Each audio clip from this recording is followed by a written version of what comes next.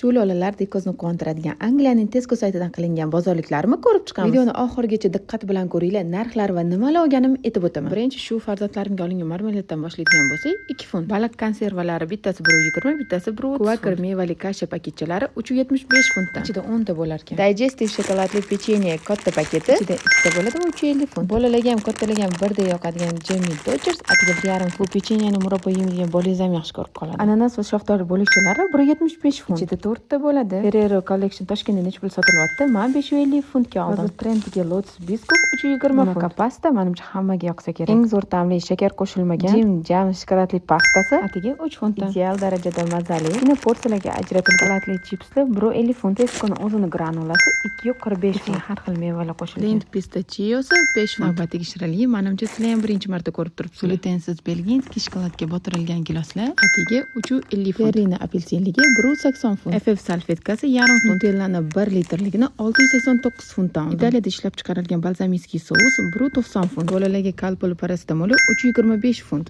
Belvita pechenyalari 1.50 funt. Premium sifatidagi glutensiz malinali va qulupnayli murabbolar 3.25 funt. Tesco'ga kirdim, uje qolmabdi. Pistashka pastasi 4.75 funt. Tesco'ning o'zining mahsuloti ekan. Mevali puyrecha narxi so'mda 12 ming bo'lar ekan. Tish cho'tkasi bo'lsa 15 mingga aylanar ekan. Hammaga yoqadigan Lenor 3.50 funt. 840 ml 60 ta yuvishga yetar ekan. Bolalar uchun eng zo'r shampun bo'lgan Avenue Baby 4.30 funtga tushdi. Walkers'da 4 xil ta'mli 20 paketli chipsi 4.25 funt. Shuncha narsa saytdan xarid qilish menga $115 tushdi. Parselga kargosi uchun necha pul to'ladim deb o'ylaysizlar? Kirilarni izohlarda yozib qoldiringlar. To'g'ri javob uchun Tesco kursini hadya qilaman.